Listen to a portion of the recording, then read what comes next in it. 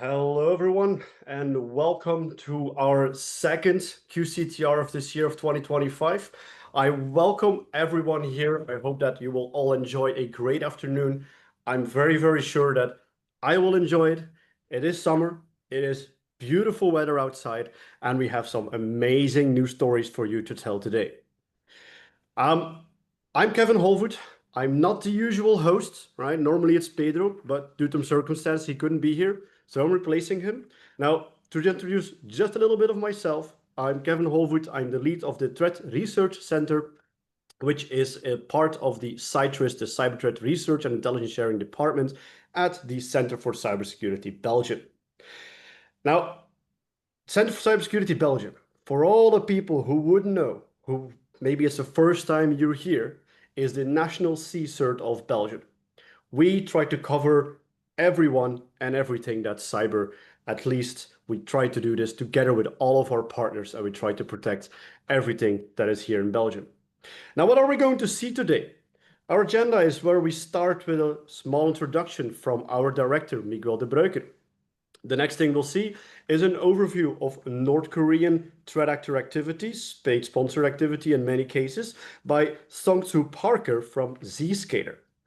Then I'll give myself a little overview of the cyber threat landscape of what we observed in Q2 of 2025.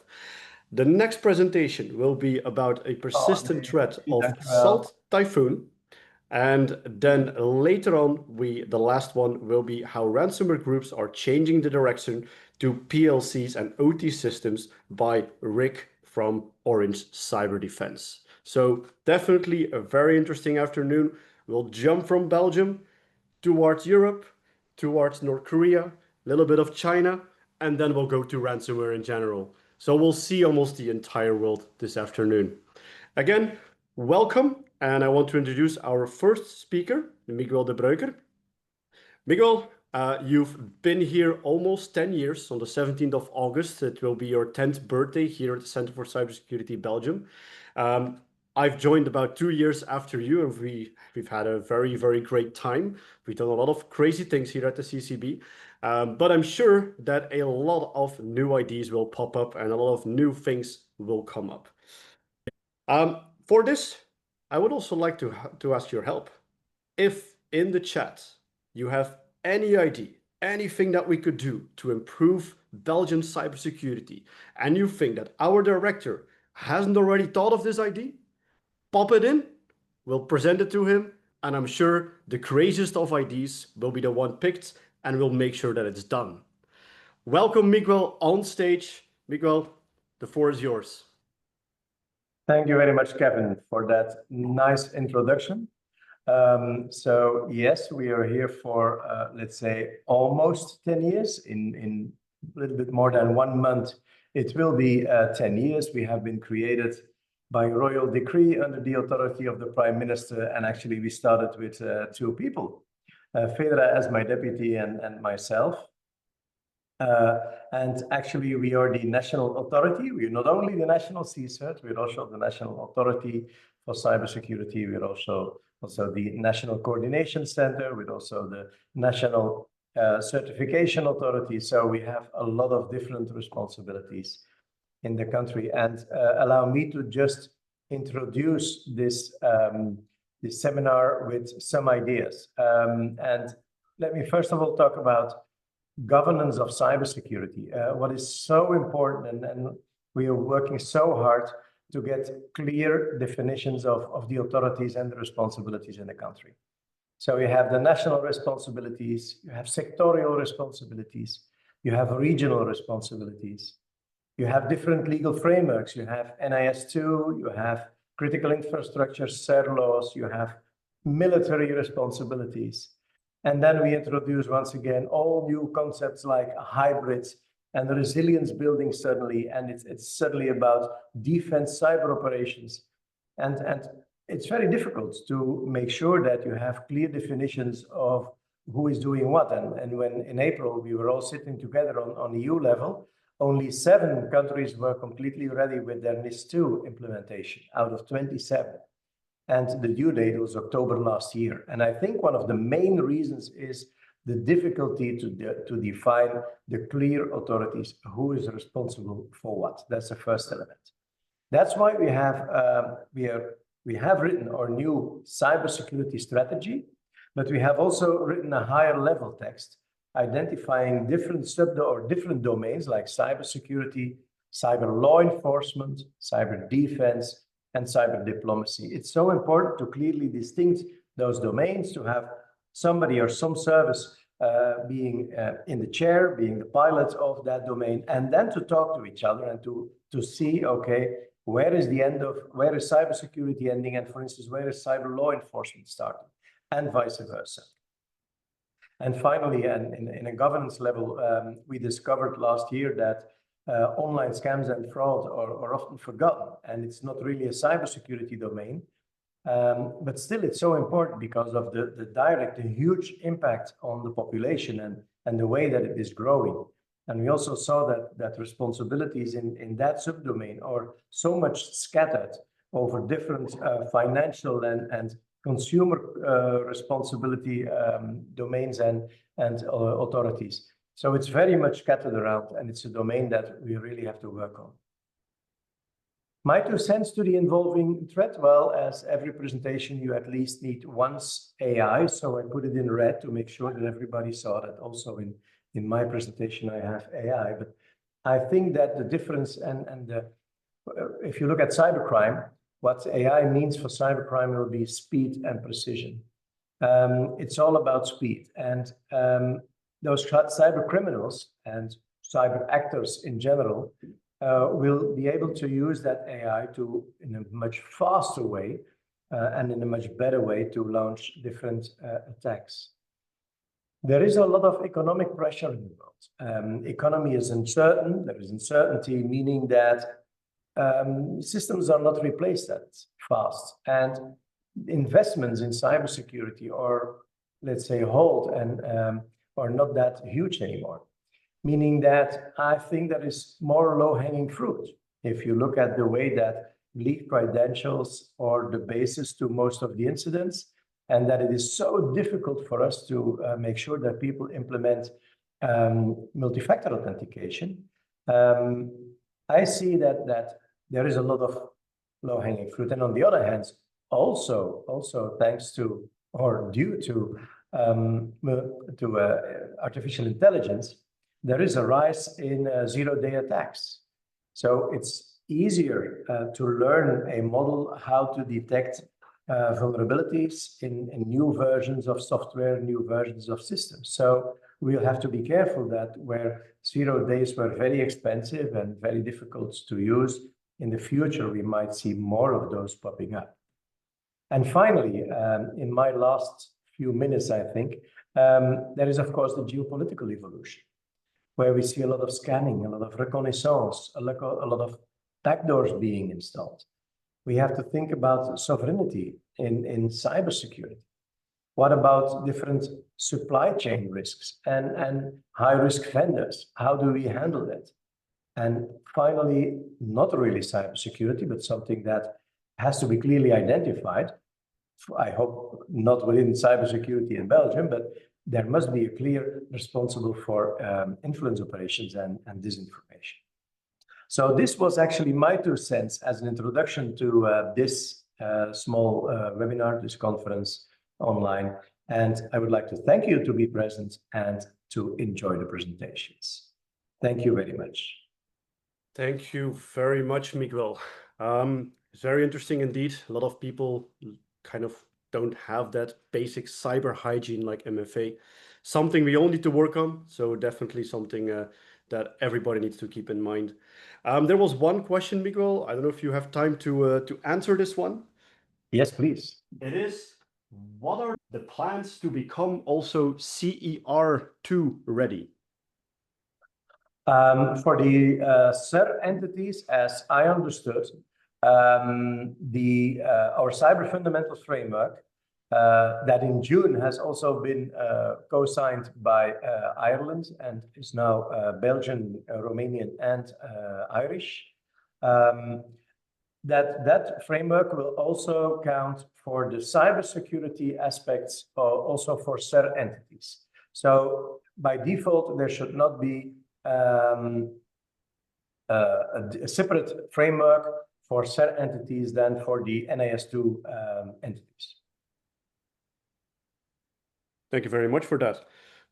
That was the only question we had so far. Again, reminder, if you have any questions, please put them in the Q&A section. We'll try to answer as many as we can live on stage, and all the others will try to answer just offline in the chat. All right. Thank you very much, Miguel. And with that, I would like to welcome our second guest, which is Seongsu Park. And I hope I pronounced this one right. Seongsu Park is a researcher, and not just a researcher. He's done this job for over a decade, doing malware analysis, threat intelligence, incident response from South Korea. And of course, who attacks them a lot? It is the North Korean threat actors. So if you want to ask somebody about North Korean threat actors and what they are doing, then we have Seongsu here on stage. Now, his presentation will be about the Espionage to Crypto-Heists, a technical analysis of DPRK's multi-objective threat operations. Now, what's in the title, of course, this will actually give you an overview of all the different cyber operations from Kimsuky, APT37, some clusters within Kimsuky, and also the notorious Lazarus groups of what they have done and what they are trying to achieve. Because we all know that they're doing many different things. They're using cyber attacks for not only surveillance and espionage, but also for financially motivated attacks. Seongsu Park, I welcome you on stage. I give you the floor. Thank you very much. Good luck. Thank you, Kevin. Thank you for your introductions. First of all, thank you for having me, the CCB. It's my pleasure to speaking in this amazing webinar. And when I just start to prepare this presentation, I misunderstood my time for speaking is 40 minutes, but today I realized that I only have 20 minutes. So I packed a lot of things in my slide, but I have to little bit hurry to go through everything. Let me start very quickly. And as I already introduced by Kevin, I'm working in the Zscaler APT research team as a staff threat researcher. And I've been tracking the Zscaler threat actors more than a decade. And nowadays, I also, in this presentation, I want to introduce several cluster and the campaign of their latest activity. And I hope this will helpful for you guys. Let me start from some number about the latest cyber attack from the North Korea threat actors. I don't like to talk about the non-technical things in this kind of webinar, but this is a little bit of trustable things because the National Intelligence Service of South Korea, they published some white paper about the North Korea capability every year. You can see that it includes some physical capability. They also published about the cyber attack capability of DPRK. You can see in 2022, their cyber army number is almost 6,800 people. But 2 years later, their estimate number was 8,400. It's almost a 20% increase. So it's a huge number, and they collaborate with Russia, and they run their own hacker university to educate their, cyber threat armies. And these days, they have a very broad range of the attack motivations for their governments. And they have many clusters and many campaigns, and I just separate them in three objective of their cyber attack. The first one is a surveillance. Surveillance means the monitoring the individual related to the North Korean region. Especially using this surveillance attack, they monitor some journalists, the government people, and professor and defector as well. And the representative actor is Kim Soo-Kang Skycraft. I will introduce briefly about their operation later. And the other campaign is Espionage, which means the attack some enterprise or government sector to steal some sensitive intellectual property. And you know, maybe the Lazarus Group, and they are representative threat actors for the cyber espionage campaign. And these days, the big thing is the financial motivation attack. Usually, the cybercrime do this kind of attack, but North Korea's biggest characteristic of North Korean actors, many of their threat actors and campaign nowadays are focusing on the attacking the cryptocurrency industry. The first one is surveillance. One of the groups working for the surveillance is a Kimsuki group. They are also known as Emerald Slate or FT47, 43, and they are attacking the South Korea and the USA, and they usually attacking some journalists and the diplomat, academic people, and I don't think they are very high-skilled and sophisticated group. They used some script-based malware for a long time for these operations. But what they really doing well is their social engineering skill is really good. They are timely using some political thing for their spear phishing attack and adopt many sensitive contents for their spear phishing attacks. So you can see the one infection chain when victim receive this kind of malicious file and execute it, it fetched additional payload from the GitHub. Attacker control the GitHub, and that was another PowerShell, and this PowerShell is fetch another PowerShell, and the final PowerShell is collect some victims information like antivirus and system and IP address and so on.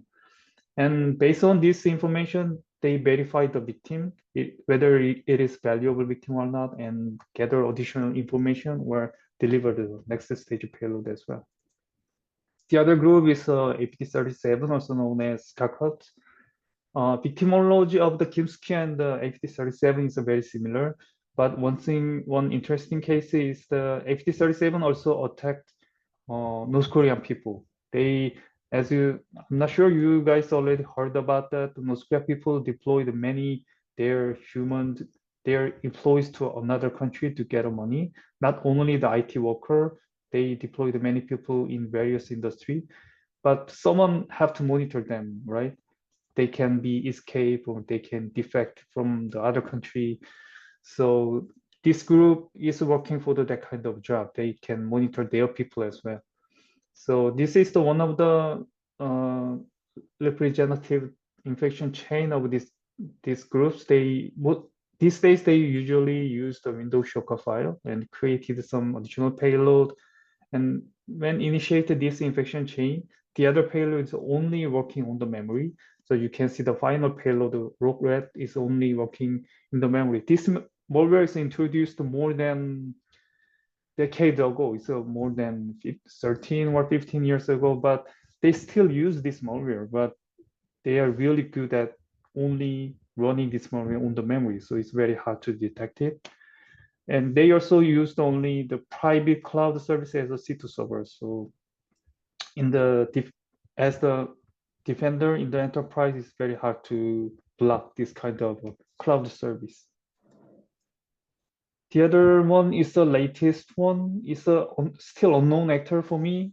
In December 24, there is a huge political issue in South Korea. Our former president declared martial law. So we anticipate, as a threat researcher, we anticipate maybe some threat actor adopt that political chaos for their spear phishing attack. And 5 days later, it happens really. So some threat actor sent a spear phishing email, and that contents is related to that martial law, and it created some. It fetched some archive file from attacker control to GitHub, and you can see that it looks like a very complicated, but they just use a side loading, and this malware version.dll, this file is the known information stealer source code. It's developed by the that code. The malware name is Taurus Stealer. It was introduced in the black market in 2022. It's a relatively new one, but it's not widely used info stealer malware. But all of a sudden, this threat actor used that source code and just using the download the functionality of that info stealer. So it's a little weird, and Also, I can get the whole payload from the GitHub account, so I can reassemble the whole infection chain of this attack. And finally, the threat actor want to load the shellcode, and this shellcode is decrypt the Cossalet on the memory. You can see that they only use the public tool, like a donut loader is also public tool. You can find it from the GitHub, and Cossalet is also, the source code is a public. So they only use the known and public tools, so it's very hard to find out who is behind this attack. So it's still unclear, but I still keep an eye on that. The next one is the cyber espionage attack. Mostly the attacking the enterprise or government sector. The first one is the Kimsuki sector. Kimsuki is nowadays, they are not small group, they have several cluster. I tracking them as 5 or 6 clusters, and this cluster is one of them. I call them just we call the HTTP spy based on their build malware's build path. The infection chain itself is very simple. They use the JSP script or Windows executable file to deliver this malware. They deliver the HTTP spy or Pebble Dash malware.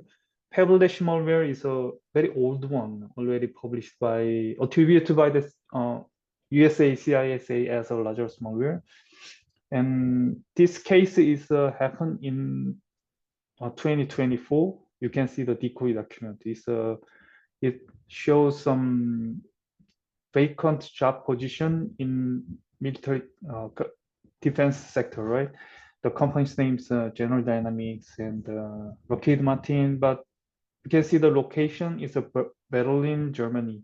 And I also found the same malware sample with the decoy document to national insurance receipt issued by the German government. So maybe in this time in 2024, this sector want to attack the defense sector in German countries. But in these years, in 2025, they switch their target to South Korea and heavily attack the South Korea now. And you can see the left one decoy document is there is some sender and the receiver of this decoy document. So the recipient is the wind power company in South Korea, and the sender is the IT service provider of that company. So this actor is well understand of their relationship and use that relationship for their sophisticated spear phishing attack. And they also use the code sign. They steal some legitimate code sign from the South Korea company and use that code sign to sign in their malware to evade detection. When I just found that this malware from VirusTotal, it has a very low detection rate because it's assigned with a legitimate code sign. So they are also very active and very sophisticated. They attack the many enterprises as well. But the interesting point of this campaign is that they have some overlap with the Lazarus group and the Kimsky group as well. But the only a few points is related to the Lazarus group, like a Pebble Dash malware is connect to Lazarus group. But when I see the another factor like the initial infection vector and the method they deliver the malware or CNC configure, everything is pointed to the Kimsky group. So I believe Kimsky group received some source code from the Lazarus group, or the men who working for the Lazarus group moved to the Kimsky group who are working together. I don't know the behind the story, but this group is working together in this campaign. And last thing is the Lazarus group of cyber espionage. As you know, the Lazarus group is not small cluster these days. They separated the 4 or 5 cluster these days. This is the Microsoft naming scheme. They are Diamond Slit and Jade Citrine Moonstone Slit. And among them, only the Diamond Slit is attacking the defense and heavy industry sector these days. And the other subgroup, the other slit, is attack the cryptocurrency these days. And this Diamond Slit is still very active, but mostly when they attack the South Korea, they use the very unique technique to compromise the machine. they mostly use the watering hole attack. Nowadays, not many threat actors use the watering hole because the finding the full infection browser exploit is very hard these days, but they still use the watering hole attack because in South Korea, we have a very uncommon environment for the, because when any individuals want to use the banking system or some government service, we have to install some security software. It's mandatory, but this software has so many vulnerabilities. So Diamond Sliver understand this vulnerability and they using that software, security software's vulnerability to spread their malware. It's weird, right? Anyway, they use this kind of technique and keep attacking the South Korea company or some entities in South Korea. This slide is almost 30 pages, 30 pages, but half of the slide, 15 pages only for the financial motivation. So let me go through very quickly. The first one is a Kimsky. Again, they're in charge of the surveillance, cyber espionage, and the financial motivation as well. So they have a wide range of the attack motivations. They using the phishing email they sent to the phishing email to the victim, like this looks like opportunistic attack. I have a chance to analyze the whole list of the recipient of this phishing attack. It's more than 400 people, but when I look into the whole recipient, there is no common characteristics. Someone is a blogger, someone is just a journalist, and someone's just a professor. But one thing I can find is that they have a interest about the cryptocurrency investment. So this group using this phishing attack, they attacked many individual who is interested in cryptocurrency investment. They're using the advisory in the middle phishing. It's a bit of a sophisticated phishing campaign. So the client does not aware is a malicious one or not. It's very hard to find it. But in the middle of the legitimate server and the client side, they they monitor the whole traffic and save the session or cookie information, so they can steal the whole login credential using this phishing kit. The other one is the notorious contagious interview campaign. They reach out to the potential victims through the many social media or Telegram, and they publish some job opening, and they upload the Tronite source code to GitHub, GitLab, or Bitbucket. And this is a high-level infection chain of this campaign. They deliver the Tronite installer or malicious npm package, and when victims executed, the next stage is fetch the additional Python script named the invisible ferret. It goes through the intermediate to download the Python script, and finally it implements the main component. And main component consists of two components. The first one is to gather the basic information of the victim, and second one has the backdoor capability. So you can see that they mostly use the only script, JavaScript and the Python script in these infections. And when they steal some data from the victim, they use these two components. The first component to gather some basic information of victim and send it to the HTTP server. Then operator verify the victim, and if they think it is a valuable host, they deliver the additional command to the second component and start to gather some clipboard keylogging data and additional file and send it to attacker's FTP server, Telegram, or the HTTP server. And they finally steal some cryptocurrency and resume, fake ID, and source code as well. And another campaign is Wagemo. It's not a hacking styled campaign, but these days is very big. As you know, they want to get a job in Western country, in USA and the Europe region as well. They are very active these days. You can see the many indictment from the USA. You can see the many news from the here and there. And they prepare the whole interview process like this. They make a fake persona and the target hunting using some job hunting platform and get an interview and transfer the money. And this is the very, very viral social media things I found recently and previously. And the interview, the left image, the the CEO of the cryptocurrency company is a suspicious with someone has someone could be used as some defect, so he asked the place his head in front of the face, but he denied and left the room. Maybe he was the DPRK IT worker. And the right one, you can see the TikTok message. This woman is operator laptop farm of DPRK IT workers. So the FBI found her, and she was sentenced to 9 years in jail. So it's a very active these days, and they prepare this kind of fake ID. You can see the left one is a legitimate driver license from the USA people, but they changed the photo and use that fake ID. And they also prepared a LinkedIn profile, GitHub to promote their skills, and they made their own promotion website. So they are very active, and sometimes their English was a broken English, but these days maybe using the generative AI and English is really good. And they also enhance their photo profile image to appear more Western style, or some looks more professional using the generative AI.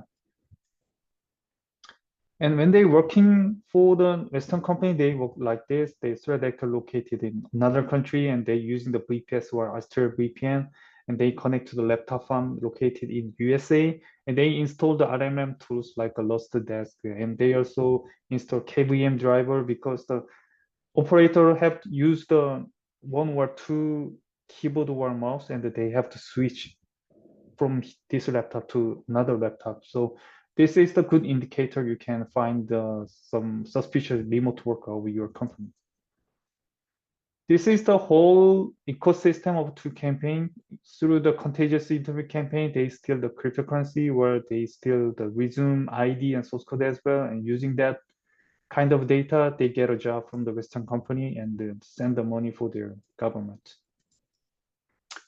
The last campaign, but not least, is a fake click. It's also very active campaign, and it's a very similar one, but the infection vector contains the social engineering technique combined with the click fix technique.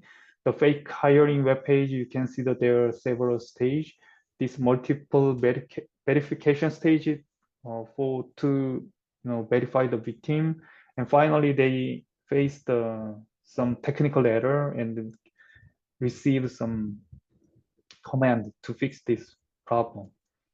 And this is the whole infection chain. It's a high-level infection chain, but the important thing is that they target the whole platforms like Windows, Mac, and Linux as well. So if you're using the Mac and Linux, you can infect as well. But the final payload is a Go language-based backdoor. They deliver the standalone Go executable. So in any system, they can run their Go language backdoor as well. And lately, the Windows final stage payload switch to the Go language to Python. So they can only use you can see this screen, there's only script like a Visual Basic script, the JavaScript, and batch file, Go language, Python, all of the script, because their background skill is different to other threat actors. They are very good kind of web application engineers, so they have a different skill set. So they only rely on this kind of script. And C2 application is really interesting for me. I never seen this kind of C2 configuration before, but they configure this C2 using the Node.js, and they made a kind of API, and they also managed some blacklist using the remote MongoDB. And each stage of the verification interview process, they store the whole process to the log file, and they also send the email to each operators. Then each operator, if this operator received the email, they can deliver some additional command to the victim, or doing some additional job to steal something. So it looks like traditionally those kinds of redactors just using the formal internet, formal web server like Apache for IIS, and upload their script on that. But this is the kind of web applications. They these days they're using this kind of technique to configure these servers. This is a summary. I go through the so many campaigns and threat actors, but you can see that they working for the surveillance. This group is working for surveillance. Another group is espionage. Another group is financial profit. But most of them is working for the financial profit as well. But several years ago, just 3 or 5 years ago, their motivation is different. For example, the Moonstone Sleep sometimes attack the cyber espionage. They attack the defense sector, but they switch the financial profit depending on their government's needs. So it could be very, flexible, but their biggest motivation is this surveillance, cyber espionage, and financial profit. And as you can see that they are very persistent and highly sophisticated these days. They are never slow down. And when we just do the hit and run style defense, we always fail. So it's very important to understand the full context of this attack. And the reason that I can keep tracking this kind of activity is the working together to other industry. For example, I working very closely with the Korean government sector. I'm working very closely with the Korean CERT, our national police and national intelligence service as well. So each sector has a different strength. So we have to cooperate together to understand about this kind of threat actors. Thank you for your attention. I know it's not enough to understand the whole things, but I have some time limitation, right? So if you have any questions, please send the email or ask something using my Twitter, then I can answer, I can share everything that I have. So thank you for your attention. Thank you very much, Seongsu. It was a Thank you. very interesting presentation. One of the first times that I see all of them combined and all of those little clusters that are under Kimsuki and Lazarus and Lakima, everything together. Really, really interesting overview. Thanks for that. One thing that was definitely interesting was the campaign where they tried to inject themselves as workers into companies, which of course is a threat on its own. There was actually an article yesterday in one of our newspapers here in Belgium that apparently a Belgian company also got this kind of threat and got like 400 or something applications through a VPN towards them, probably coming from North Korea. So yeah, definitely an upcoming threat and something to check out. That's true. All right, so we have a question here. For the other questions, we'll have to do it offline, Seongsu. So the first question that I have here for you is, it is possible that this North Korean individual may be compelled to carry out these attacks due to their employment by the North Korean government. I am seeking clarification on the following. Given that you and I work for our respective governments, could we be tasked with conducting cyber attacks or espionage against another country? If so, would it be possible to refute such an assignment? That was the most upvoted question. So sorry, the question is so long, so I can. It is a very long question. I'll just have the last part. Yeah. Last part is if it means that they can deny their assignment. Which one? I cannot see the questions in Q&A. So if you and whatever would work in respective governments, could you be tasked with conducting cyber attacks or espionage against another country? And if so, would it be possible to refute such an assignment? What are your thoughts on that one? Refuse the assignment from the government in DPRK as a DPRK threat actors? And I don't think so, because they have some, as I heard about the IT worker campaign, they also allocated each money for each people, and it's for one person it's a 10K US dollar per month, and they have to meet their quota in every month, and sometimes they push them and there's some penalty or some bonus or something. So they working like not like employees. They working Mhm. like surveillance. They're survival of themselves and their government as well. So I don't think so. They can refuse or something. No. Probably not. All right. Yeah. Thank you very much. As I said, for the rest, you can see the other questions in there. Thank you again for the very interesting presentation. I really loved how these things all come together and how you brought it into one big overview. Thank All you. right. Thank you very much. Then it is time for the next presentation, and this might be a little bit strange as I will be presenting the next presentation. The next presentation will be given by myself, Kevin Holvoet.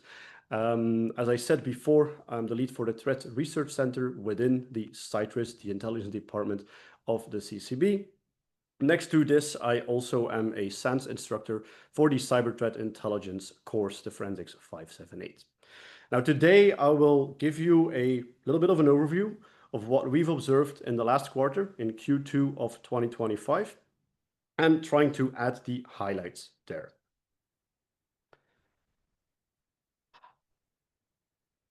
All right. So what is on the agenda? A little bit of a zoom out, just checking what happened here, a little bit of an overview of the last quarter. And then we'll zoom in on two specific parts. The first one is ClickFix, a way of phishing attacks. And the second one is AsyncRat. We'll also focus a little bit on the short-term outlook for 2025 in Q3.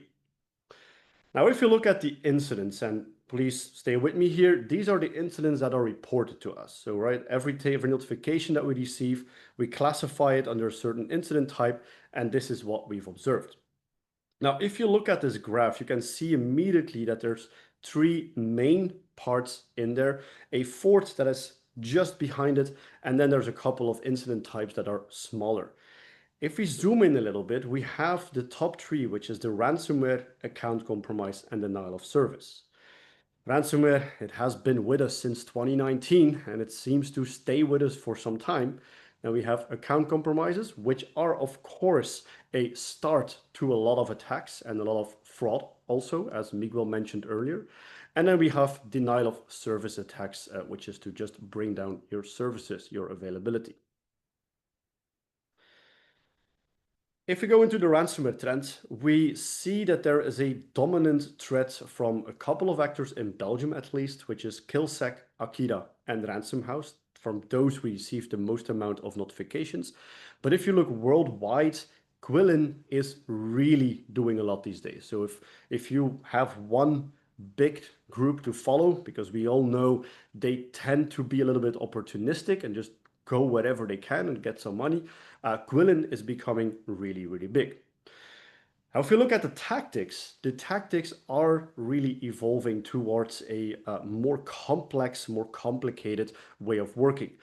They are able these days to exploit zero-day vulnerabilities. They are able to actually find or buy vulnerabilities that are not yet publicly known, which is, of course, very dangerous. And it was something that we've only seen in the past with state-sponsored actors. But since all of these guys, all of these cyber criminal syndicates these days, all these criminal organizations, they get more and more money, they're better and better funded, they also have the money and the means to do that themselves. If you look at it, they also try to hunt for any potential supply chain attacks. Look at what happened with Klopp and end of December last year, what happened beginning of this year, also with a couple of things. I'm just thinking about a Move IT, Clio MFT, Crush FTP. Those are a couple of tools, a couple of systems that were used to make a lot of different victims from ransomware. Then they also seem to target critical infrastructure, manufacturing industry, healthcare industry. These are industries that are definitely on the map of ransomware actors. They know if these go down, they want to be operational as soon as possible. There's more of an urgency to pay faster. There's more of a tendency for ransomware actors to go after those kinds of companies. And then the last one, and this is a service that is entered by Quillin, by the Quillin group, which is the Call a Lawyer service.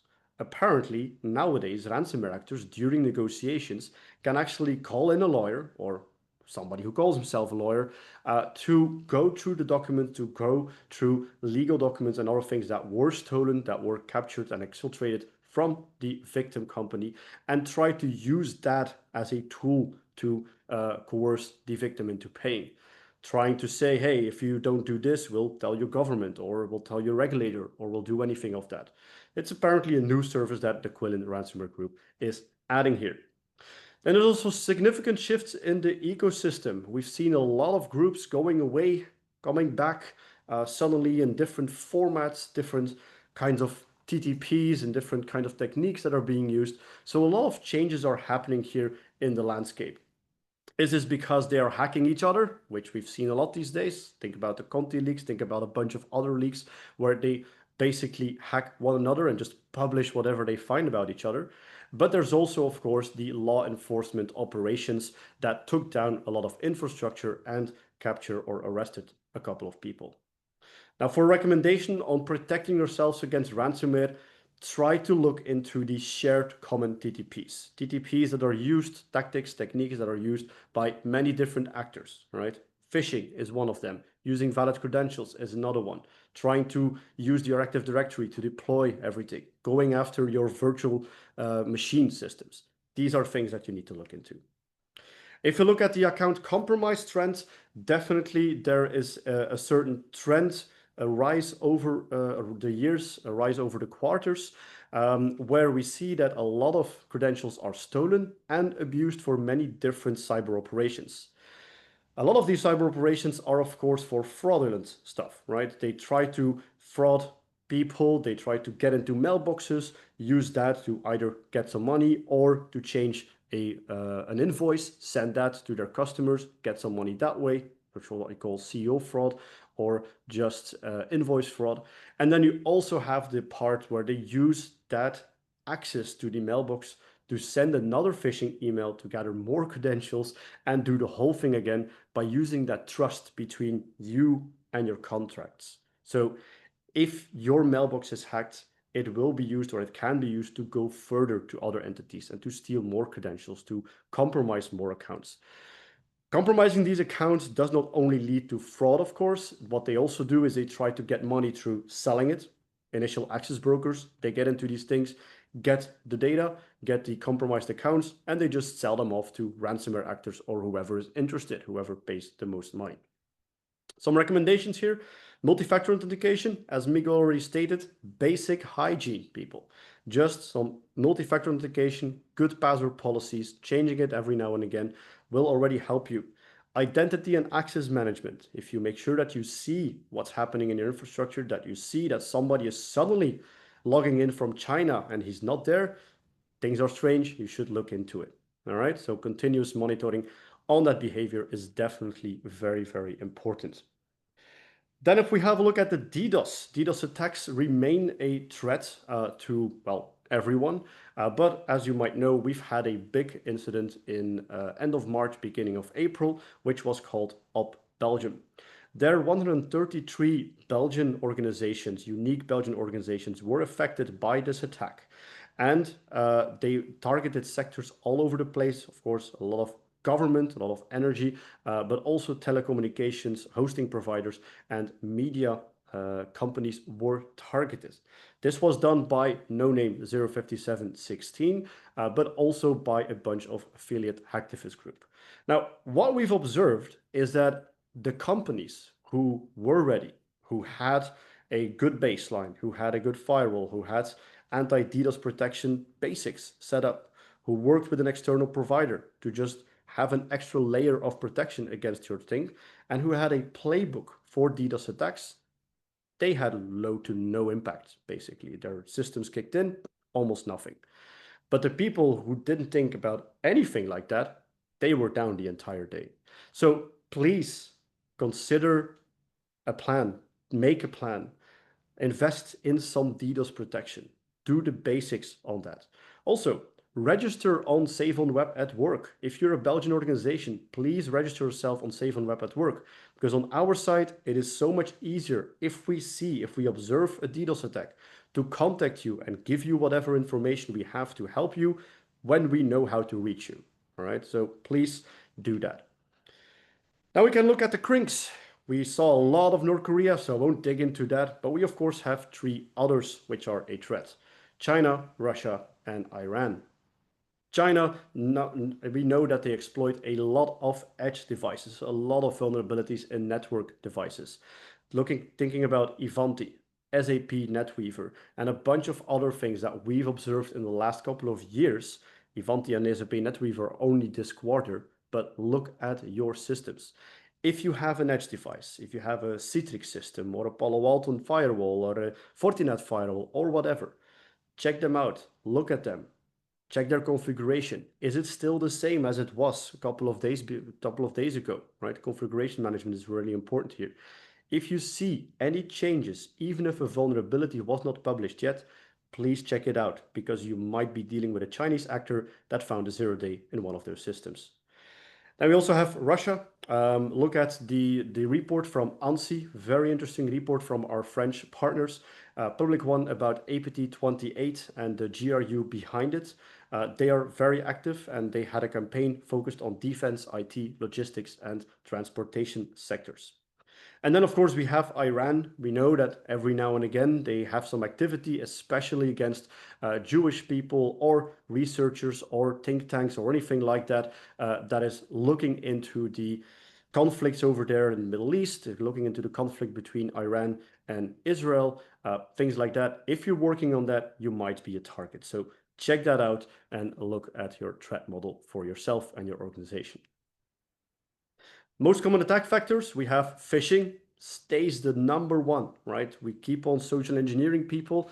Awareness does help, keep on doing awareness, but they keep changing their tactics. And of course, AI and all of that generative stuff doesn't really help us in detecting phishing attacks, because the whole thing about typos, it's kind of gone. Compromised accounts, big thing. Vulnerability exploitation, another big thing, as I said, especially from the Chinese. Little zoom in on ClickFix. What is ClickFix? ClickFix is a technique where you send an email, you send a message, you send whatever, you make sure that somebody goes to a certain website, and on that website in the browser, it will basically tell the user that something is wrong with your system, or you need to verify something, like in this example, you need to verify that you're not a robot, or you need to do anything else to clean up or improve your system by itself. What they then do is they ask you to copy paste a certain command, which many people don't realize is a command, and then to put it in your run execution system of your machine. If you do that, you're just executing PowerShell code, which for many people is not something that they look into, is not something that is protected by itself. Sorry, just have a little cough out there. Now, if you do this, this triggers an infection. Now, according to some sources, in H1 2025 compared to the last half of 2024, there is a 500% increase of this kind of technique. So please raise awareness to your employees, to your people, and try to make sure that this does not happen. And if we look at the most common observed malware, we have info stealers, we have remote access Trojans, Asyncrot is one of them, and we have some tools that exploit 0-day vulnerabilities. Looking at Asyncrot, the top malware in Europe, apparently, ahead of Cobalt Strike and some others. What is interesting about this is that it was originally written in C#. Then in 2005, very recently in May 2025, there was a new variant that was created in Rust, so it seems to be much more efficient. It uses a C2 via TLS EAS encryption, but it uses legit platforms like Pastebin, Discord, and others to just go over them and use C2 communication. Also, this has been used by a China Nexus espionage campaign called Mirrorface. And then some recommendations: monitor for some same length HTTPS packets at very fixed intervals.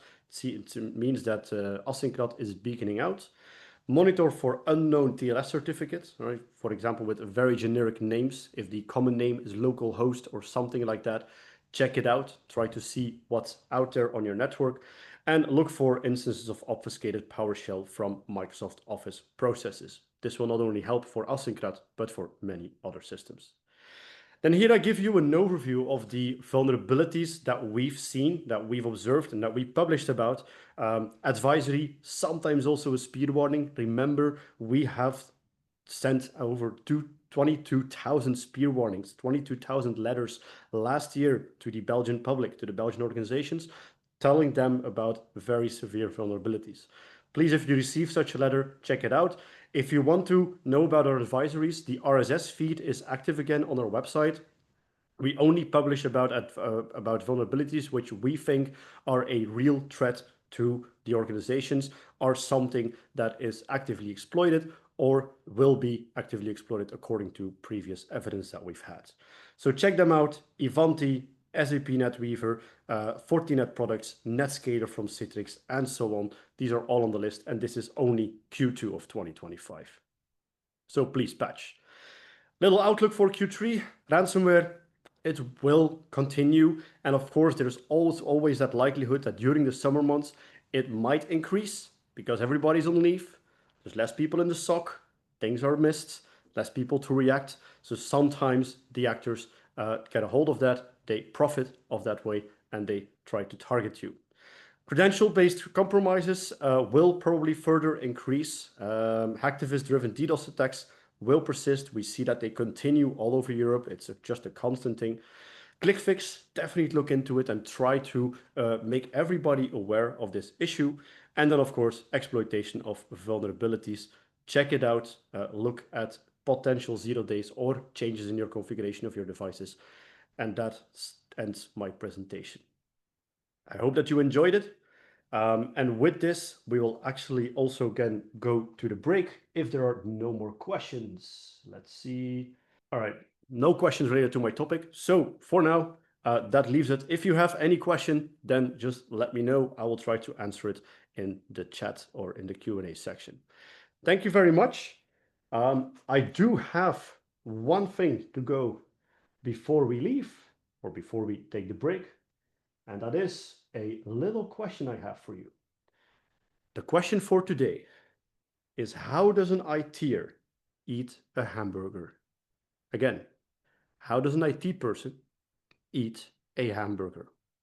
Be creative, go ahead and try to guess the answer. Thank you very much, and I'll see you back at 3:05. Thank you. Bye.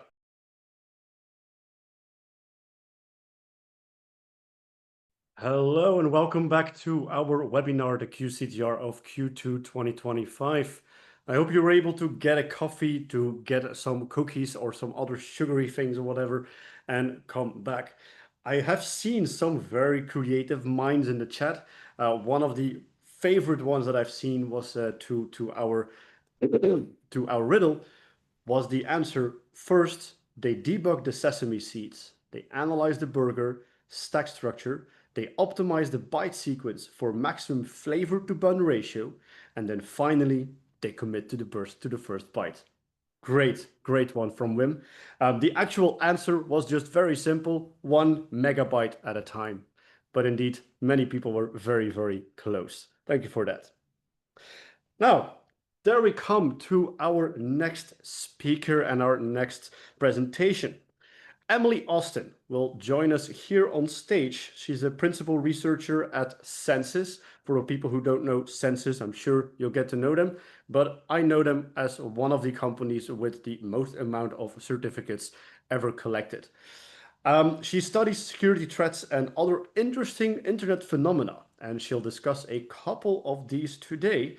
And actually, she tries to applicate or use data science and analytic techniques to actually solve some problems in security, which is definitely something that we need to do with the huge bunch of data stacks that we have available to us. Emily, welcome to stage. I'm very interested in the presentation that you're going to give here on our Chinese state actor, Salt Typhoon, which we don't know much about. Not much has been published, only that they apparently targeted telecommunication companies in the US. But it seems that you've uncovered something. I give the floor to you. Thank you very much. welcome. Go ahead. Awesome. Yeah, thank you so much for that introduction. I appreciate it. Everyone, I'm excited to be here. And today I want to talk to you, about Salt Typhoon, specifically exposures of devices that we think are potentially targeted by Salt Typhoon. So we'll get into it. So today I want to start, here's kind of a roadmap of what I want to talk about. We'll start with a little bit of background and context on Salt Typhoon, just to kind of get a good timeline of events there. And then we'll move to talking about vulnerabilities that are potentially in some way linked to Salt Typhoon. Specifically, we'll talk about 4 different devices, 6 different CVEs across them, and we'll look at exposure numbers across a 6-month time frame, as well as some geographic footprint information. And then we'll tie it all together. Once we've been in the weeds, we'll kind of come back out and go, okay, well, what does this all mean? Where do we go from here? And what can we learn from these exposures? But to start, I think it would be useful to talk a little bit about Salt Typhoon as an actor. I imagine most folks on this call are familiar with them, at least nominally. But just as a refresher and sort of a reminder of who they are and sort of what they're known for, I'm going to talk a little bit about their history. So Salt Typhoon kind of emerged publicly in September of 2024. This is when news broke regarding a hack on multiple US-based ISPs. And interestingly, kind of in contrast to another typhoon, Volt Typhoon was really largely focused on, we think, gaining access to critical infrastructure networks. So they were targeting those networks, trying to get into maybe pre-position to later carry out attacks, say maybe if there were ever kinetic activity in Taiwan, hypothetically speaking. But Salt Typhoon, in contrast, even early on, was thought to be more geared toward espionage. And it turns out that's correct, or at least appears to be correct, based on subsequent information and things we learned. So you can see here a series of stories from fall of 2024 where they targeted US wiretapping systems among major telecommunications providers. They also exfiltrated cellular records on Americans and eavesdropped on conversations of folks who were involved in government or political activity. So very much sort of an espionage angle to what they're doing. And it just kind of kept getting worse throughout the end of the year last year. We just kind of closed out 2024 going, well, this was pretty terrible, actually. And we think they're still in there. We're not really sure how to completely flush them out. They're still in these networks, right? So not really a great positive end to 2024 on that note. But there's more. We continued rolling right into 2025 with more news of Salt Typhoon going after telecommunications companies. And just last month, the Canadian Centre for Cybersecurity published a threat bulletin that detailed activity they attribute to Salt Typhoon from February of this year, where Salt Typhoon leveraged a particular CVE in a product we'll talk about today to gain access to their network.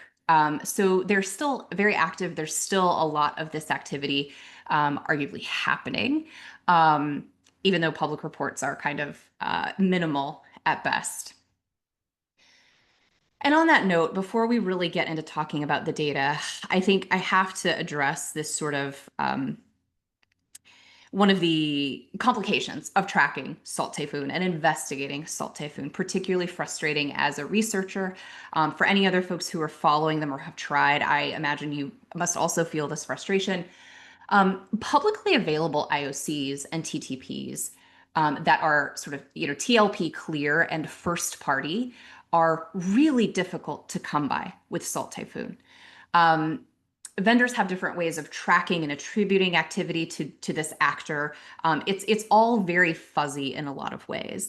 And this is a screenshot of a blog post that I think is just really great at explaining sort of the intricacies of tracking and investigating Salt Typhoon, which could be a talk on its own. This is a great post by Joe Slowick. And I would highly recommend, if you're interested in that and learning more about like kind of why tracking this group is so hard, this is a great read and would highly recommend it. So with those caveats out of the way, here's a quick look at the 4 devices we're going to talk about today. I won't dwell here, but just one thing I'll call out is lots of web interfaces. Web interfaces that shouldn't be exposed to the public internet is what we'll be talking about.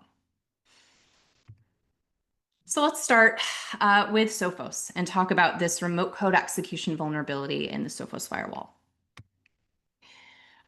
So as of April 2025, we see just under 133,000 of these exposed on the internet. This is from a 6-month time frame looking at October 2024 through April of 2025.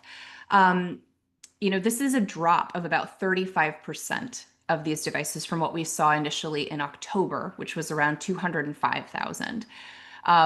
So this is kind of a spoiler in that we're starting with the good news. We're starting with the device that actually saw some meaningful reduction in exposure over this time frame. It kind of goes downhill from here, unfortunately. But so this is sort of the positive story, I think, of the bunch. Like, we've seen this sort of trend downward over time.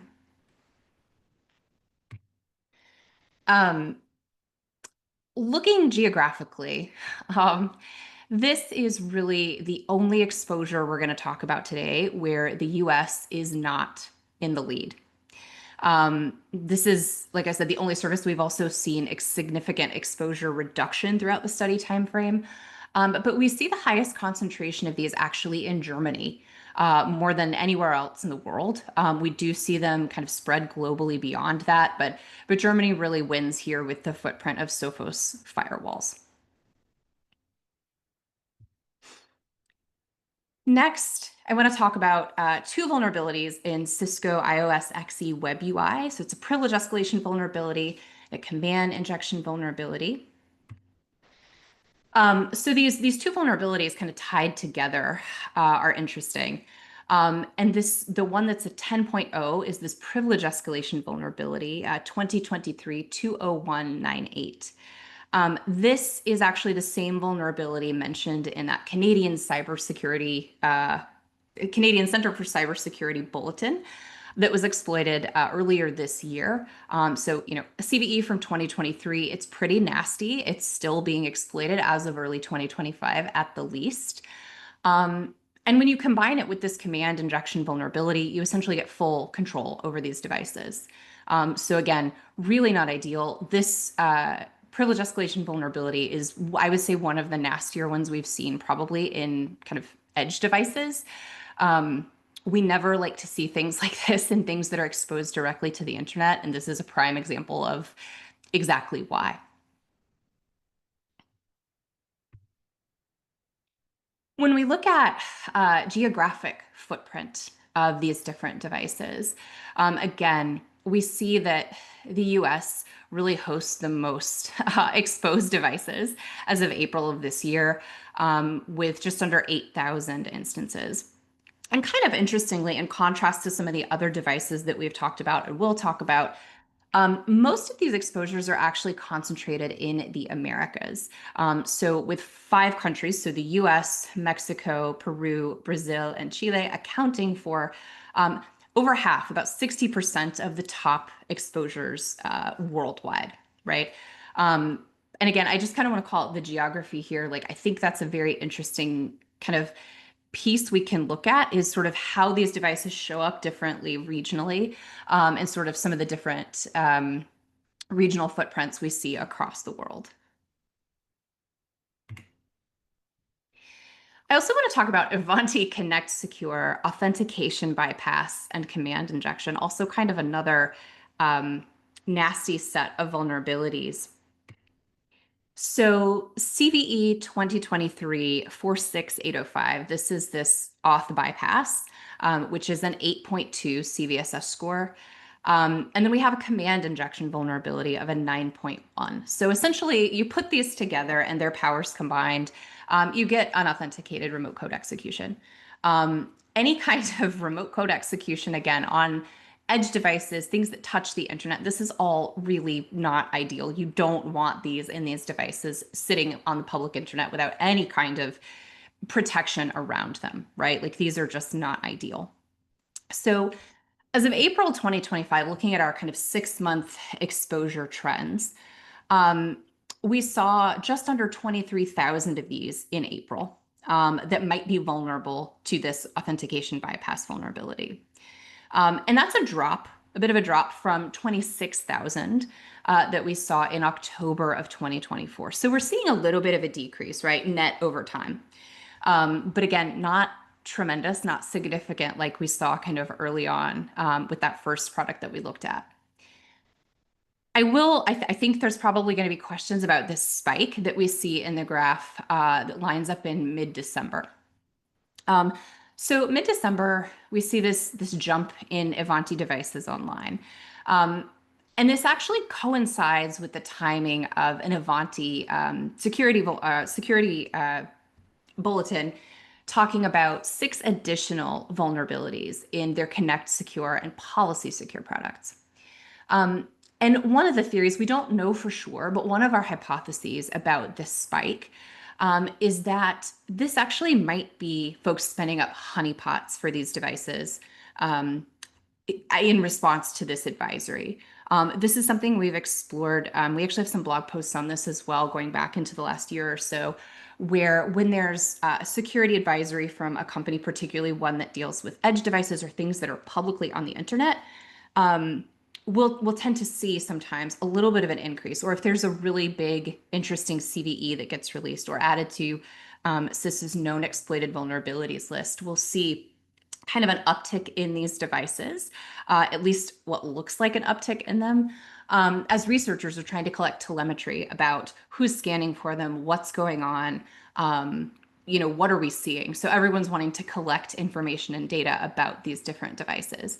So that's one theory as to what's happening here. We're always trying to tease these out from like real actual devices, but sometimes the methods for setting up the honeypots can be quite good and quite stealthy. So just kind of an interesting anomaly and an interesting piece of the data, I think personally. It's also interesting to sort of track these rises over time and see sort of what's going on, and is there something maybe we can anticipate from that. So looking globally, again, the United States really wins out here, unfortunately. We have the highest concentration of exposures, more than double the next highest country with exposures, which is Japan.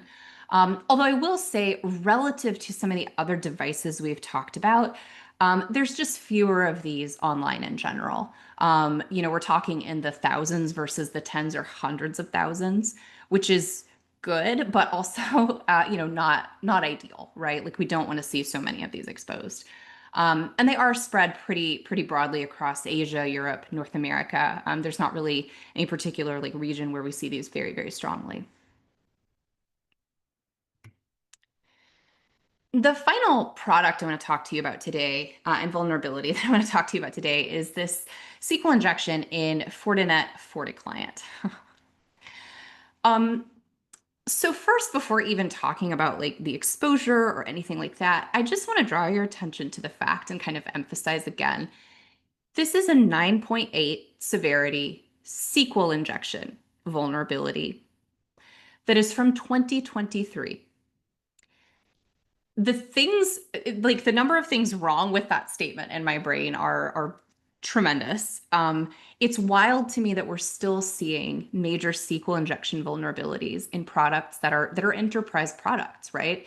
Let alone this one has been out for a couple of years, but the fact that it was noted in 2023 is kind of wild to me, quite frankly.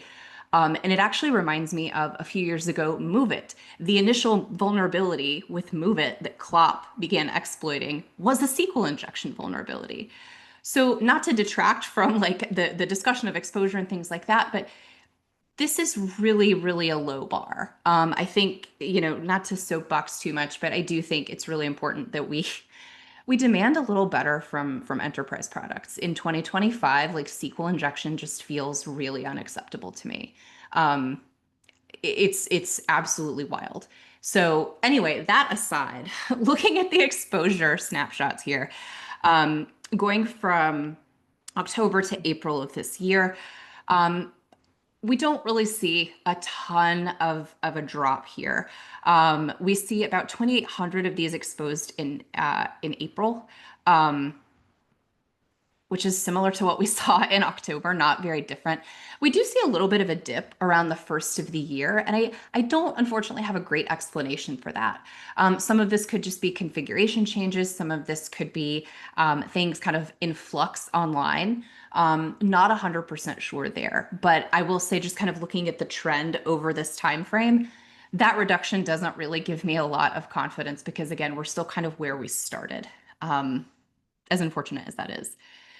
And SQL injection, we're still talking about SQL injection. So as of April, we in the United States, we still see, excuse me, the highest concentration of these devices exposed. And again, it is a lot fewer than some of these other devices we've talked about. We're talking about thousands, not, or at least 1,000 in the US. We're not talking about hundreds of thousands, but again, still, it's a SQL injection vulnerability, and it's in thousands of these devices, so we're not really ideal. Excuse me, I'm so sorry. The SQL injection choked me up. What can I say? So we also see these instances, excuse me, across Europe and Asia and Africa as well, but really, like, the United States is where we see the majority of these. So where do we go from here? What does this all mean, and what can we do with this information? There's a couple of points that I want to kind of leave you with as we close out this session. First, we're talking about these vulnerabilities in the context of Salt Typhoon, a major threat actor, nation state threat actor, who's gone after some really large enterprise organizations, telecommunications companies. But we're still not seeing any major meaningful reduction in exposure of these devices. Again, Sophos Firewall is really the only place we've seen that. These other devices aren't really moving in the right direction. It's just not quite happening, which is a little disheartening, right? Like, these things are getting attention, and we're just not seeing the drops we would hope to. Moreover, really from a research perspective and sort of a CTI perspective, it is really difficult to find TLP clear first-party information about Salt Typhoon. There's like kind of leaks and bits here and there. I shouldn't say leaks. There's sort of like bits here and there, but it's really hard to verify. And as we were doing this research, we were going through and kind of bouncing from vendor report to vendor report to vendor report, because we would see reports citing other reports rather than their own telemetry. And there's absolutely nothing wrong with that. Like, we did our whole report based on what other telemetry is saying about these devices. But again, the lack of primary sources is just really, really difficult as a researcher, especially, I think a lot of us kind of have this trust but verify sort of sense of way of operating. And it's really hard. It's really hard to not be able to like put eyes on things ourselves and go, yes, we confirm that this is actually something this group has used. So that's hard. And I think if you take nothing else away from this session, aside from SQL injection just being really unfortunate, this is the thing I really think I would like for you to remember from this, which is, we're talking about these vulnerabilities in these devices because of Salt Typhoon. But really, I could have come and given this presentation kind of irrespective of Salt Typhoon and said, hey, there are some major vulnerabilities and major exposures in these really prominent enterprise kind of edge products. And just because Salt Typhoon might not have targeted them, some other actor would, and some other actor probably is right now. Like, it would sort of be silly not to. So even though we're talking about them in this context, I think the larger picture and the thing that I would really hope everyone walks away with is, things that don't need to be on the internet shouldn't be on the internet. Any kind of administrative interface, any kind of sort of back office software, there's absolutely no need for that to just sit out on the public internet with no VPN or firewall or any kind of privileged access. It's just unnecessary and opens you up to not only Salt Typhoon, but anyone else who wants to kind of hop on and sort of leverage these vulnerabilities as they're seeing them come up in the news, right? So yeah, I would leave you with that. I think getting things off the internet is just a beautiful thing. Anything that doesn't need to be there, we shouldn't have it there. And so hopefully over time, we'll continue to see maybe better trends here.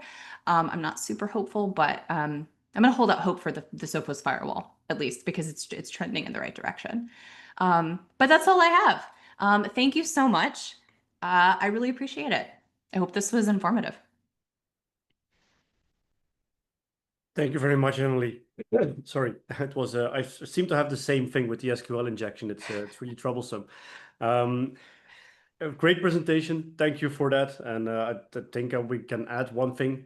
The more devices are not on the internet that shouldn't be there, the more interesting devices we'll see in that clutter of data, right? Absolutely. All right, thank you very much. We won't have Q&A for now, but I'm sure that you'll be able to stay a little bit and answer a couple of the questions offline. And now we will go to the next presentation. Thanks a lot again, Emily, and see you next time. Awesome. Thank you so much. Now I would like to welcome Rick Derbyshire, a security researcher, principal security researcher at Orange Cyber Defense, and also an honorary researcher at the Imperial College of London. He has a PhD and he researches mostly a pragmatic approach to both offensive and defensive elements of cybersecurity with a focus on operational technology. That's where he's definitely very different than the rest of the speakers today. There is a focus on OT, on PLCs, and that's also what his presentation will be about. Dead man's programmable logic controller and how ransomware operations are abusing it. Please welcome Rick on stage. Rick, you have the floor. Thank you very much. Thank you very much for such a wonderful introduction. And thank you to the Centre for Cybersecurity Belgium for allowing me to be here. And thank you everybody for being here as well to see this. My name is Rick. As described, I'm a principal security researcher at Orange Cyber Defense. And rather than kind of looking at what's currently happening or what has happened in terms of threat intelligence, today I want to take you a little bit into the future of what may happen with ransoming the physical world via operational technology. That's using a technique that we've called Dead Man's PLC, which will be more apparent as we go through. So I want to set the scene very briefly with the OT apocalypse that we're currently experiencing. We're seeing oil refineries shut down after cyber attacks on their industrial control systems. We're seeing factories having their robots disabled by cyber criminals, and we're seeing nation states plunged into darkness by cyber attacks, paralyzing their power grid. The eagle-eyed among you might realize that all of those were made up, and that's not really the case. We're seeing something quite a little bit different. At Orange, we've been collecting a data set for the past few years of cyber attacks that have actually impacted operational technology, and we've been very strict with the criteria on what we actually categorize here. What you're seeing on screen is a Sankey chart made up of some of the major bits of the data that we've collected. Moving from the left, what you can see from this elephant in the room, or on the slide, if you will, is this big bar across the top. Starting in around 2020, we've seen criminals using IT-specific tactics, techniques, and procedures to target IT and to hit level 5 of the Purdue model, which I'll explain very shortly. But somehow these IT attacks are affecting operational technology. It's very strange. The reason for that is the advent of ransomware as a service and double extortion, which came about in roughly 2020.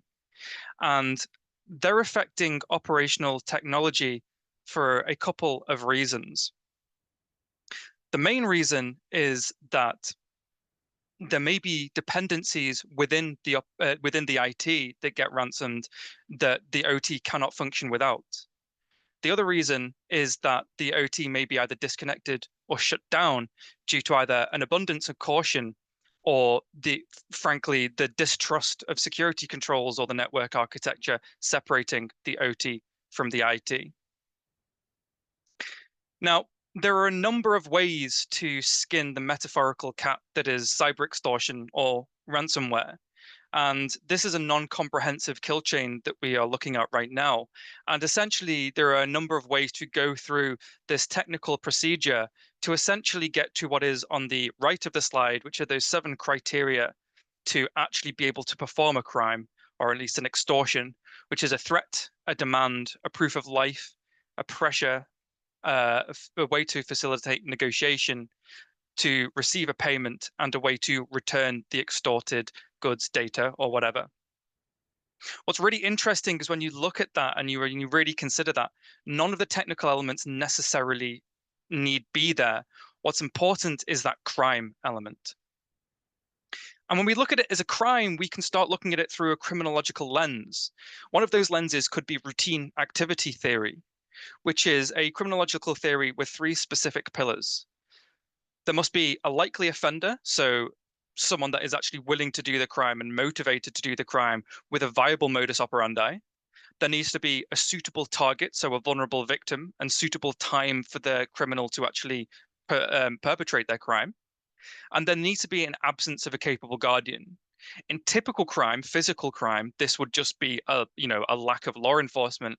But in terms of cybercrime, that can also be either a lack or an ineffectiveness of cybersecurity controls. If we bring this all back to operational technology, we can see that there are 2 of those pillars definitely there for a crime to take place. The first is a suitable target. Operational technology is no less vulnerable, in fact, maybe more vulnerable than typical IT, which is already suffering from a ransomware epidemic. But there's also an absence of a capable guardian. We already know that despite today's exciting news with potentially Scattered Spider being arrested in the UK, law enforcement struggle to actually apprehend cyber criminals for a number of very understandable reasons.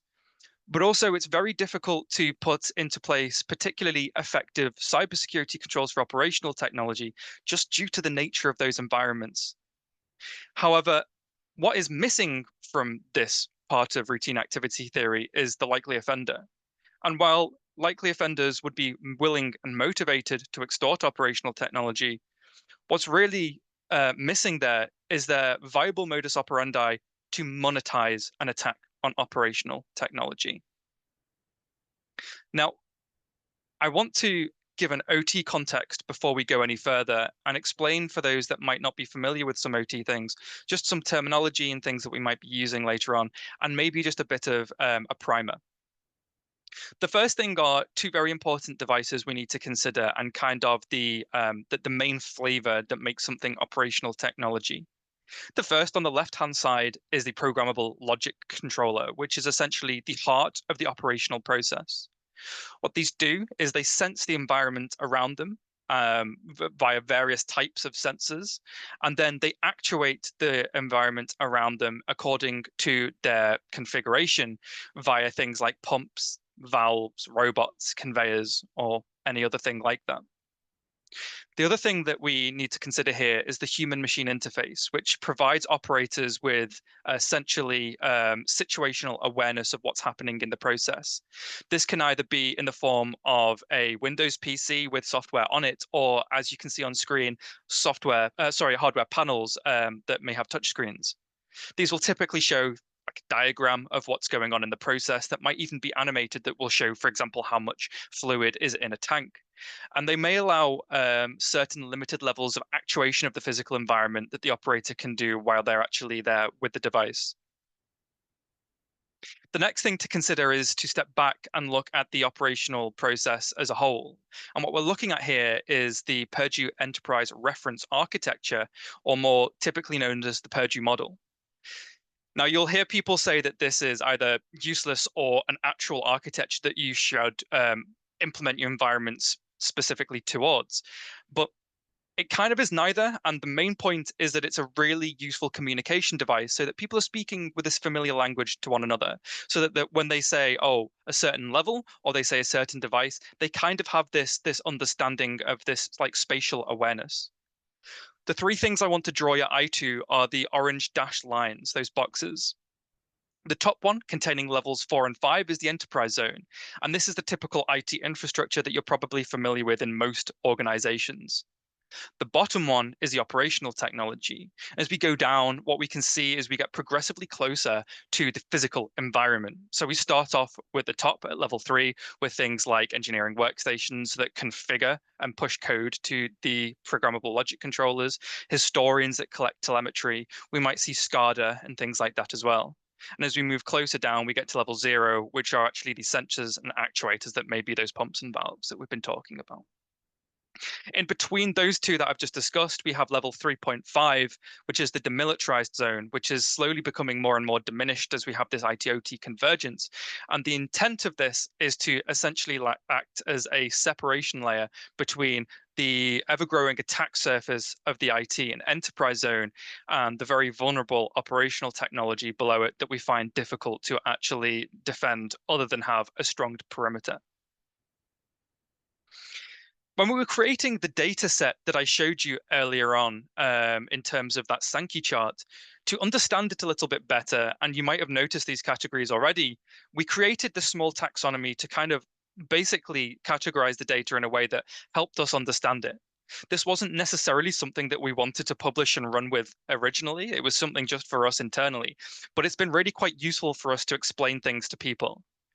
So the categories, the high level categories 1 and 2, at the top, so level 1, or sorry, category 1 is those attacks that exclusively use IT tactics, techniques, and procedures. And category 2 are those that include the use of OT tactics, techniques, and procedures.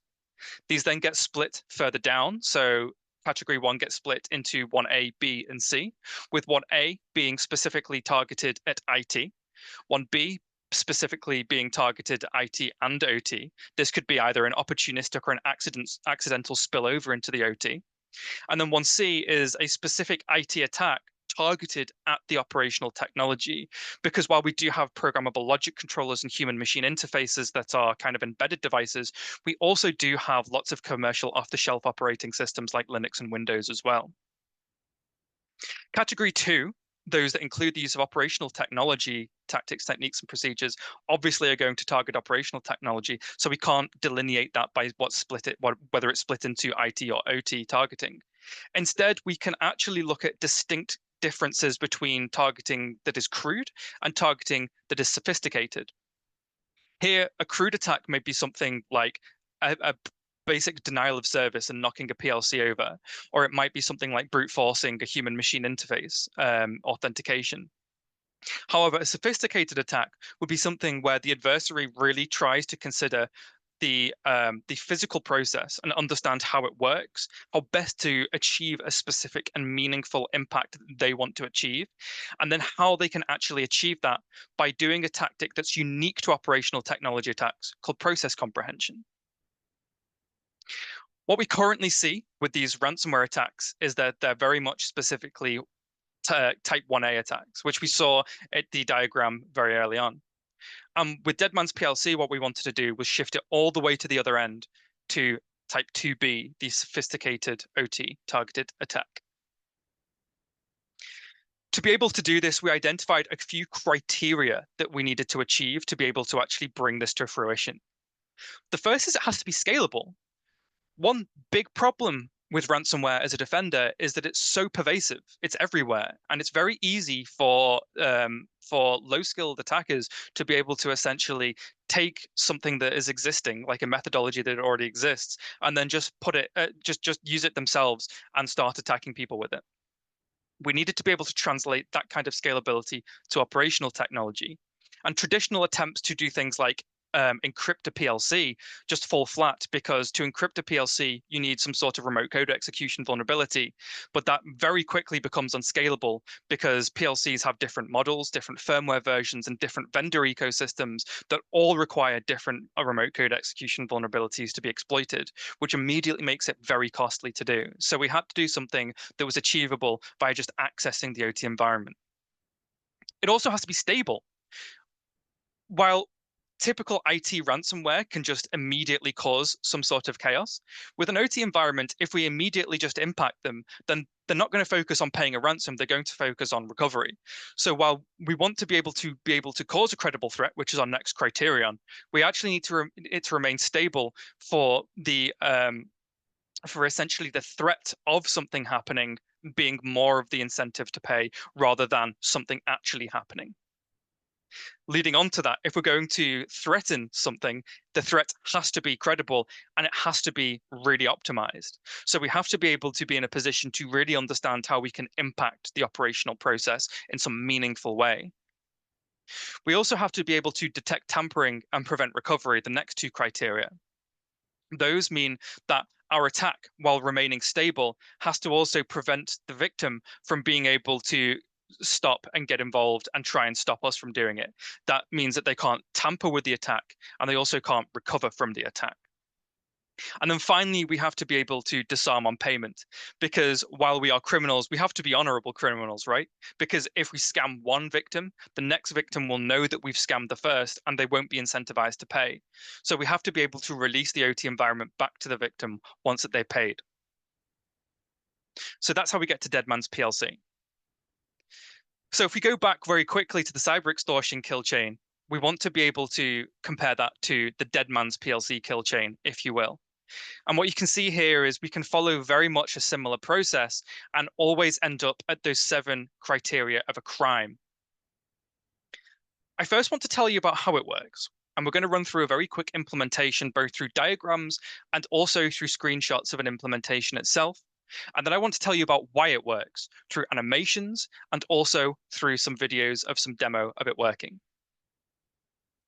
So the more focused of you might have noticed that we used the same diagram for the kill chain, but switched a few things around.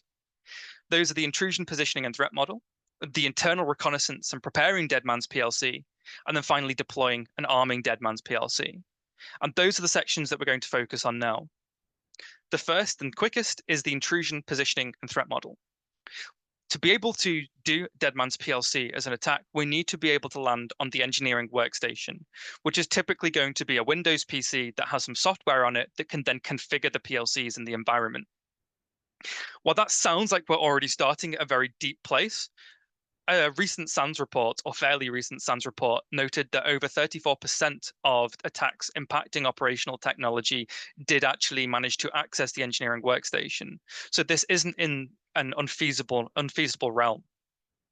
That might mean that we have to go through the internet, enterprise network, demilitarized zone, and hit the engineering workstation.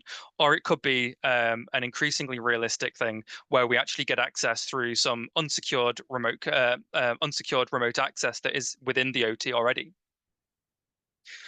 So let's assume that we've got access to our engineering workstation, and there it is right there. The first thing we want to do is be able to identify and validate the current PLC project that's on that. This is the PLC project file that is essentially controlling and configuring the PLCs. This may look a little bit like this, and this screenshot is cropped from Siemens TIA portal, and we're using Siemens for the rest of this talk because it's the vendor with the biggest market share, but any vendor ecosystem is vulnerable to this. So now what we can see is that we can see a few PLCs that have green ticks. We can see an S7 300, 1200, and 1500 in roughly the top third of the screenshot. Those green ticks mean that that this configuration software knows that this project file is currently live and running on the PLCs, and this code is currently running. So what we do now with our diagram is we know that the PLCs exist. We know which ones we have access to, and we know the code that is running on them. The next step is to identify pre-existing PLC to PLC relationships, and this gets important later on because we're going to build on this and extend it.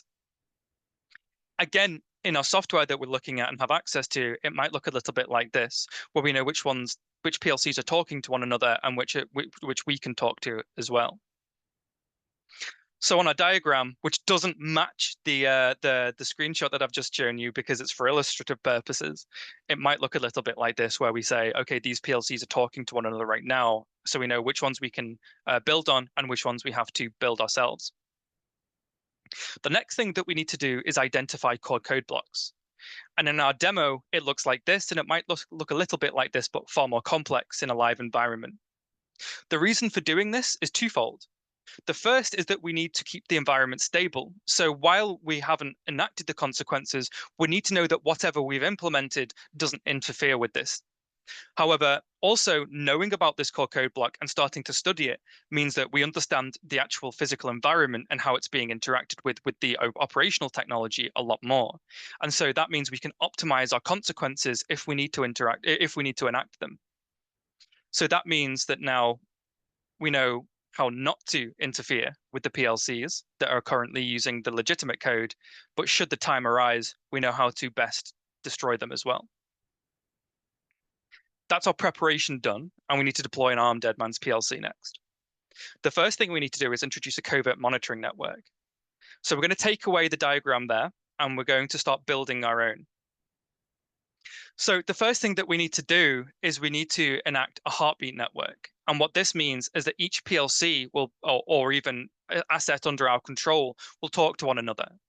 What this means is that a device will send a heartbeat to another device. And that happens for every asset under our control. That'll become more apparent in a moment. What this does is this means that if a device sending a heartbeat cannot send it, the device receiving it must have been tampered with. And if the device receiving a heartbeat does not receive one, it means the device sending one has been tampered with. So what this does is this acts as a dead man's switch between every asset under our control, which is where the name dead man's PLC comes from. This is done by adding some code to the PLC logic, but also for the engineering workstation that's also under our control. For the Siemens ecosystem, we can use the Python library Snap7. Although this heartbeat network is extremely effective already, it's only for local devices talking to one another. We also need to introduce an alerting network, which means that if a device notices that there has been some tampering, it can also then propagate out an alert to the entire network of assets under our control, which means that if there is a single tampering anywhere in the network that we control, it propagates out everywhere so that we are completely situationally aware to any tampering and are ready to enact any tampering anywhere. Sorry, any consequences anywhere. So we've built in our heartbeats and everything is talking to one another. And we've also built in our alerting network. The next thing to do is prevent the introduction of recovery devices, because although someone may try and recover from the engineering workstation, it's also possible that an engineer may take a programming laptop and plug it into a network port of a programmable logic controller. The way of dealing with this is essentially when we push the code to the PLCs, we take a baseline of the connections that currently exist. And if the connections drop or increase, we enact the consequences. So that means, for example, if an engineer tries to introduce a laptop or a programming device of any sort, we're waiting for it, we propagate out an alert, and we enact the consequences. We're keeping the environment stable right now, which means that no adverse effects have happened for the victim, which means they're not incentivized to pay until we introduce a time limit. This is possibly the most simple part, where we just introduce a time limit through some PLC logic and also on the engineering workstation. This might be a day, a week, or whatever. This is simple, and it will just basically present some sort of time frame that they have to pay within, and if it gets to 0, the consequences are enacted. We also need to implement the most crucial part, which is the code that disrupts the process. The first part of this is that we need to interrupt the current legitimate code. We need to cease any existing code happening such that the actual physical process doesn't continue to work. We then, through our knowledge of the current existing code that's running, can optimize an attack to make sure that we cause the most damage possible on the physical environment. In our demo, it's really simple. You'll see we call it conveyor.exe rather than the traditional itcalc.exe. We do some really simple things of just turning some 0s to 1s and 1s to 0s, or sets to resets and resets to sets, as they're actually known in the Siemens ecosystem. But we'll show that shortly. So what that means is that if there is some sort of time limit ending or some sort of tampering or attempt at recovery, the heartbeats stop, the alerts propagate out, and the consequences are enacted. We also need to prevent the victim from reversing changes. For example, what happens if all of our current tamper-resistant processes fail for some reason? This is possibly the cheekiest and most interesting part. There are functionality throughout most operational technology to password protect project files with encryption, to password protect PLCs so that they can't be accessed without authentication, and all sorts of things like that. Typically, though, fortunately for us, they're not used, but we have lots of access to them ourselves. So what we can do is simply encrypt the project file once we're done with it with a password, and also password protect all the PLCs. So at least someone's getting use of that functionality, which means everything is nicely password protected just for our sake, which means that even if they do want to try and tamper with or prevent recover or recover or anything like that, they have to get through the password protection from that as well. The last thing to do is arm dead man's PLC. So what we're going to do is take away all of the heartbeats and alerts because they actually don't exist yet because we've just built the configuration. We still need to push that. But it's also very crucial that we have an arming procedure, because if we just push dead man's PLC out and the code started functioning immediately, that might not land on the PLCs all at the same time. That might cause instability and an unfortunate premature enactment of the consequences, which means we have to have a very simple arming process. So the last thing to do for us is push the code to the existing code that is modified with dead man's PLC, and then arm it such that the heartbeat system and the alerting system begins to work. The last thing to do then is our extortion, or crime, the threat, demand, proof of life pressure, negotiation, payment, and eventual return as long as we've been paid. So let's talk a little bit about why that works. The first thing is the heartbeats and the alert system. Essentially, everything is talking to one another. Both the heartbeats are happening, and also the alerting is checking on one another constantly, because the alert bit that may be on one PLC might set, but we don't know about that unless we're constantly checking on it. So this both needs to check on one another to be a dead man switch and then propagate out with the alert system. The way this looks a little bit like this. What we're looking at on screen at the moment is essentially the main thing, which is TIA portal, and we're looking at a VAT or watch table, and we can see lots of little false tags with little green or grey boxes that will flash depending on the variables that we've set for things like alerts and heartbeats. And then the command prompt that you can see is a very rudimentary proof of concept work of our actual dead man's PLC control system. What we're going to do is we're going to arm dead man's PLC. It's going to come up with a payment system, payment option, which we're not going to use right now. We're going to minimize that. And what you can see in the watch table is that the heartbeats are starting to talk to one another, which means the PLCs are talking to one another. And we can see the readout for that and that the alerts are still 0 in the command prompt. Cool. So now what happens if any of those heartbeats are interrupted, or, for example, the alert system propagates out? That might happen by one of our PLCs, such as PLC 3 being removed. That means the heartbeats stop, the alerts propagate out, and we enact the consequences. To demonstrate that, we're going to have a look at conveyor.exe, which is in a piece of software that virtualizes physical environments called Factory IO. What we can see here is essentially two very simple processes: a conveyor that brings boxes on, and a conveyor that brings boxes off, and a nice little robot that moves the boxes between the conveyor belts.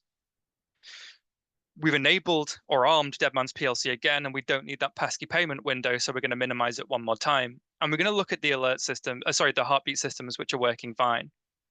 If we go over to conveyor.exe one more time very quickly, we can actually see that the whole system, conveyor.exe, is still stable, which is one of our criteria. However, what happens if PLC 3, like in the animation, gets removed? Well, we can do that right now. We can remove it. That's not my hands. This is a video, by the way. And we can see that the heartbeats are interrupted and the alerts propagate out. We can see that happening through the watch tables. And then finally, if we look over to conveyor.exe, oh no, there's a big mess. There's boxes everywhere. That's terrible. So great. We can move over now to the next video. There's a time limit here, right? Because if they don't pay in time, that's a big problem as well, for them specifically. So we can't leave it stable forever. So for this animation, I left a very painful 10-second timer for the animation. But yeah, the timer ran out, the heartbeat stopped, the alerts propagated, and the consequences were enacted. This looks a little bit like this. We go back again to conveyor.exe, and everything is running happily again. The two conveyors are working fine, and the lovely little robot is having a great time moving boxes. But we've armed Deadman's PLC, and we're going to get rid of that nasty payment window now. I left a crucial 10-second window here as well. So while we can see very quickly that the conveyor.exe is stable, we've now run out of time. So if we then look back over to conveyor.exe, unfortunately, everything has gone wrong again for the victim. They should have paid. And for our final scenario, we want to look at what happens if the victim does pay their ransom. So we're there asking for our money. They pay for it. The nice little sign goes green. A nice little happy smiley face happens. We stop the heartbeats. We stop the alerts, and no consequences are enacted. The environment is released. For a last visit to conveyor.exe, we can see again everything is running happy. What we're going to do is then arm Deadman's PLC. But this time, we're not going to get rid of the payment window. We're going to leave it there. But just quickly, we're going to make sure that everything is still stable just for this proof of concept, because we need to be rigorous here. Everything is still stable in conveyor.exe land. But the victims this time have decided that they need to pay. It's too important for their process to be interrupted or worse, destroyed. So they put in the super secret command of 1234. Here, Deadman's PLC is cancelled, and conveyor.exe lives to move boxes another day. Cool. This would be a really bad talk if I didn't talk about defenses. The first thing are the three kind of defenses that you could do while you're actually, you haven't had Deadman's PLC deployed on your network. I want very crucially to talk about the network defenses first. The thing to do here is to really focus on that perimeter. And this is a tired trope for operational technology. And unfortunately, we're seeing this perimeter be slowly eroded by lots of requirements for functionality, both into and out of the operational technology environment. But there are ways by specifically focusing on how you control the inputs and outputs to that environment, and also using things like data diodes, that you can actually really carefully control how the OT environment is accessed. For the engineering workstation, there are other things you can do. You can keep the engineering workstation shut down or completely logged out until the time when it's actually required. You can keep it up to date, because typically these are going to be Windows devices. But there's an interesting one as well here, where in a lot of cases, for a lot of vendors, the license key to actually turn the engineering workstation software on is on a USB stick, which can act as a physical second layer of authentication. So you can essentially bake in multi-factor authentication to the license key and keep the engineering workstation from being able to even load up the software to begin with without that multi-factor authentication. And finally, for programmable logic controllers, there isn't much you can do. But one of the things that we take advantage of to prevent recovery is password protection. So essentially, any password here is better than no password. And it doesn't matter if the password is the same throughout all of the programmable logic controllers, because it can act as at least some line of defense before you find that there's an adversary in your environment through some other mechanism like network detection, for example. But what happens if you want to defend after Deadman's PLC has been deployed? Unfortunately, there's not much you can do, and we've red teamed this all over the world with different people, and there isn't really anything you can do other than a graceless shutdown of your environment, which is typically going to be as much time offline as if you hadn't paid the ransom, if not more. Finally, I want to conclude with a few takeaways. The first is that attacks that impact OT environments are increasing, but they're only a surge of attacks against IT environments through cyber extortion and ransomware. A viable modus operandi is all cyber criminals need to move to operational technology. They just need to monetize it. And that's possible all while living off the land without any 0 days or any exploits at all, with the use of a technique like Dead Man's PLC. And finally, good or best practice would prevent something like Dead Man's PLC deploying, but not much can be done once it is deployed and it is armed. Thank you very much. I've been Rick. If you want to read the paper that we published for Dead Man's PLC, that's available in Digital Threats Research and Practice, which is a top QR code. If you want to look at our data set and the visualizations that we've done there, check out our annual report, The Security Navigator. Check out page 78 for the OT content, because that's the best bit, in my opinion. And yeah, thank you very much for your time. And I'll try and answer questions, but if not, add me on LinkedIn or something, or email me. Thank you very much. All right. Thank you very much, Rick. This was a very, very interesting presentation. I did enjoy it, and it was, again, something else. There was one very interesting question, and there's a couple of questions, so maybe you can stay for 5 minutes after a presentation just to answer them. But there's one question I had in there, which I actually also had. How many times have you seen this kind of attack in the wild? None. So to try and be as concise as possible, I didn't have kind of strategic level takeaways. But one of the things that I would say is that this is a long-term threat. This trying to even consider things like this is for an organization that is already very mature with their cybersecurity. If you aren't protecting or aren't confident about your protection against things like IT ransomware affecting your operational technology, that is the thing to be focusing on. And I'd actually say that focusing on your IT network and your architecture and your separation between IT and OT is the most important thing you should be focusing on before any OT security at all. All right. Thank you very much for that answer. I do agree with that. Focus on the basics, focus on that architecture and on the bottom. Definitely. Thanks a lot again for joining us in this QCTR and this event. You were the last speaker today. We went a couple of minutes over time, but I think it was very, very interesting to keep you there on stage. So thanks a lot, Rick. A lot of virtual claps to you and to all of the other speakers that we've seen today. We saw a lot of interesting topics on North Korean actors, Chinese actors, and of course, we had SQL injections. And then we also saw the Dead Man's attack on the OT environments. All right. Thank you very much. Just a couple of little notes. We do have 2 upcoming events. There's one about protecting yourself against DDoS on the 9th of September. And then in October, as always, the end of a quarter, we will have the next QCTR event for Q3 of 2025. We do call for proposals, so if you have an interesting presentation like we've seen today, interesting research that you want to present, feel free to drop your proposal through email to connect&share@ccb.belgium.be. We also have vacancies. Always at CCB, we're always looking for people, we're always expanding, we're always adding interesting people, engineers, and very, very smart people to help protect the Belgian cyberspace.